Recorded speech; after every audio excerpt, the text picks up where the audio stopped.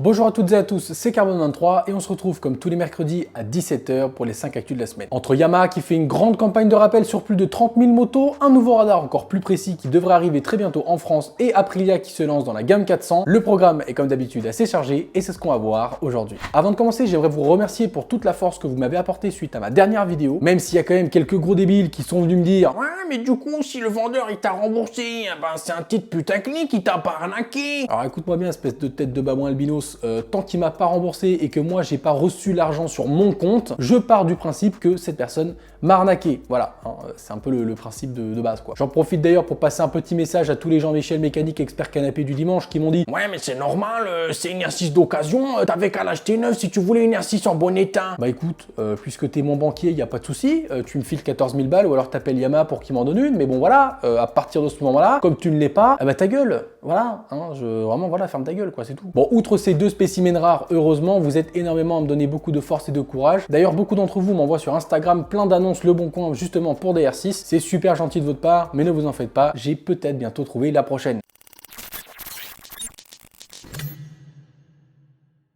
Actu numéro 1, comme je vous le disais en intro, Yamaha fait un rappel de plus de 30 000 motos. Il y a 14 modèles qui sont concernés, hein, ça va de tout, hein, du T-Max jusqu'à la MT-10. C'est vraiment une grosse campagne de rappel pour une grosse partie de la gamme. Et le problème, il est quasi identique à celui qu'on avait vu dans une des précédentes 5 actus. C'est Zero Motorcycle qui avait exactement le même souci. En gros, le contacteur de frein est soit mal placé, soit mal collé, ou bien même tout simplement défaillant. Dans le meilleur des cas, ça fait juste que le feu arrière est quasiment en permanence allumé, ce qui est quand même un petit peu relou pour les personnes derrière qui ne savent pas vraiment quand vous freinez. Mais dans le pire des cas, ça peut empêcher d'enclencher le régulateur de vitesse, voire même pire, de le désactiver. Bref, autant vous dire que c'est ultra dangereux, surtout vu la quantité de motos concernées. Un tableau répertoriant tous les modèles concernés avec les numéros de série s'affiche. Je vous conseille fortement d'appeler votre concession au plus vite. Surtout que pas mal d'entre eux prennent leur congé annuel en ce moment, donc vous risquez de ne pas avoir de possibilité avant début janvier.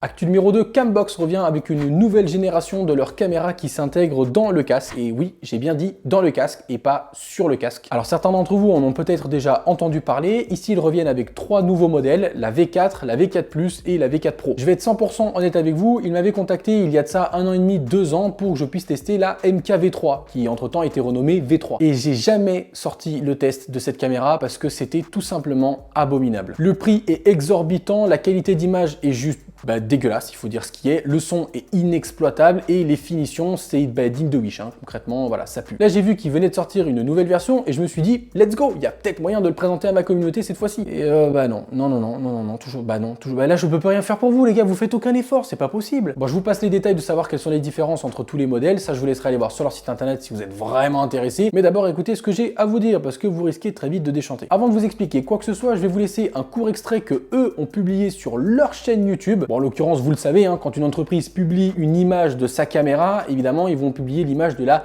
meilleure caméra et les meilleures images qu'ils ont réussi à prendre. Et voilà ce qu'est la meilleure image selon Cambox.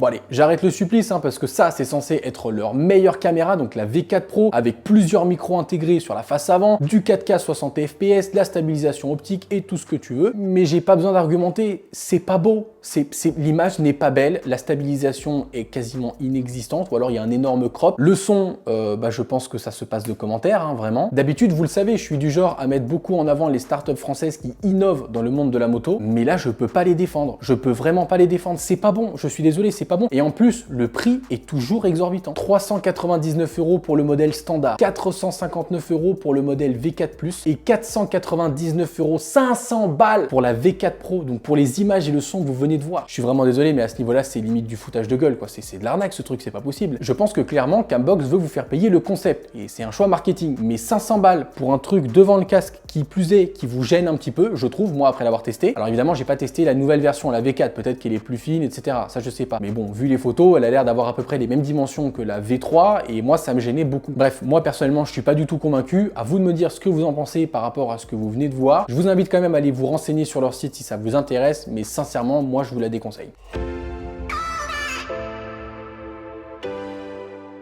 Actu Actu numéro 3, il ne s'est pas passé grand chose dans le monde de l'électrique cette semaine et du coup je vous propose plutôt de revenir sur le top 10 des plus grands excès de vitesse en moto. On perd pas de temps, on rentre tout de suite dans le vif du sujet. La 10e position est attribuée à ce motard qui s'est fait flasher en janvier 2013 à 238 km/h en wheeling. Ah c'est pas mal, faut le souligner quand même. En 9e position, on va retrouver une S1000RR flashée à 248 km/h au lieu de 90. En 8e position, on a notre couple de l'année puisqu'ils ont été flashés en ZZR 1400. Oui, c'est possible, oui. À 249 km/h, donc le mec va 1 km/h plus vite qu'une S1000RR. Ah, il doit avoir le seum, hein. Moi à sa place, j'y retourne, je refais un excès. 7e position, simple, efficace, c'était le 28 mars 2020 et le mec s'est fait taper à 251 km/h. Lui, je pense qu'il a dû péter un câble avec le confinement, c'est sûr. 6e position, elle est attribuée à un motard en Kawasaki H2. Ah ouais, il y en a qui se lâchent avec. C'était en août 2019 et il s'est fait taper à 263 km/h. On arrive dans le top 5 avec le premier Jex tapé à 270 km/h. La 4e position qui le suit de très près, c'est un Jex également flashé à 273 km/h. À mon avis, c'est des potes, hein. Ils ont dû refaire un défi. Attention, le top 3 est vraiment flambant puisque là, ça date de 2002 et le mec s'est fait flasher à 287 km/h. Comme quoi, le progrès aujourd'hui n'aura pas permis d'aller un petit peu plus vite que cette personne-là, quoique, puisque la 2e position revient à un motard flashé à 299 km/h en wheeling. Et moi, à sa place, je serais vraiment dégoûté parce que à 1 km/h près,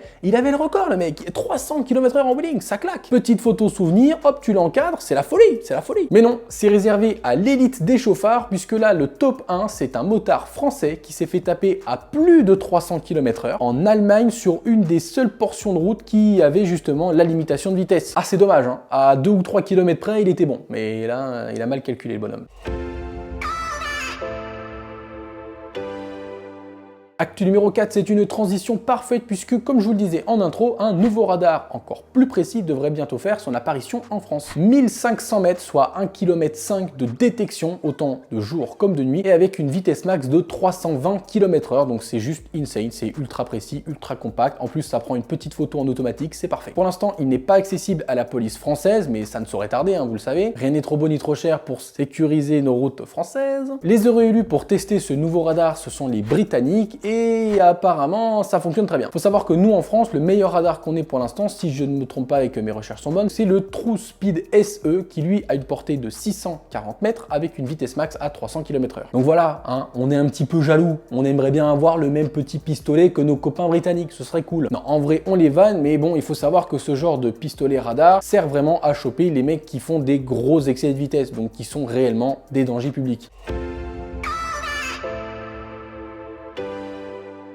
Actu numéro 5, Aprilia a frappé très fort avec leur gamme 660 et justement ils vont revenir à la charge d'ici quelques années avec le développement de leur gamme 400. Comme je vous le disais, la commercialisation est prévue pour d'ici 2 ou 3 ans, donc aux alentours de 2023. Et sachant qu'ils ont déjà mis un bon gros bordel dans la gamme 600, je pense sincèrement qu'ils ont une bonne carte à jouer dans la gamme 400. Ça viendrait bien ennuyer tout ce qui est R3, MT-03, Ninja 400, Z400, Duke 390, RC390 de KTM, bref, toutes ces petites sportives et roadsters aux alentours des 300-400 cm3 qui, il faut l'avouer, n'ont pas énormément évolué depuis quelques années, si ce n'est la R3 qui a eu une refonte esthétique avec quelques modifications, mais bon, c'est pas foufou non plus. Bref, je sens qu'Aprilia, ils en ont rien à battre, ils vont arriver avec une RS 400 qui va taper les points sur la table, et honnêtement, moi personnellement, après donnez-moi votre avis en commentaire, je trouve ça plutôt pas mal. Ça leur fait une sorte de petite concurrence, et du coup, ça profite énormément à nous, hein, passionnés et acheteurs de motos. Bon, en tout cas, pour l'instant, ils n'ont pas trop de soucis à se faire, puisque comme je vous le disais, c'est prévu pour 2023, mais il serait peut-être temps, pourquoi pas, de se préparer à la future concurrence. Sur ce, messieurs, dames, c'est la fin des 5 actus. Je ne connais pas encore exactement le programme des futures vidéos, puisqu'il y a les fêtes entre temps, et je vous conseille fortement de prendre une petite pause également, de profiter de ce temps-là pour vous retrouver avec votre famille malgré le Covid, donc faites quand même très attention. Potentiellement, on se retrouve dimanche prochain pour une nouvelle vidéo. Si c'est pas le cas, ce sera mercredi prochain à 17 h pour 5 nouvelles actus, ou pas, hein. On verra s'il y a des actus dans la moto, ça sert à rien que je fasse un épisode, c'est rien à vous dire. Bref, ce qui est sûr et certain, c'est que je vous souhaite à toutes et à tous de bonnes fêtes, autant de Noël et déjà une bonne nouvelle année. Je pense qu'on se reverra quand même d'ici là. Sur ce, prenez soin de vous, c'était Carbone 23. Ciao!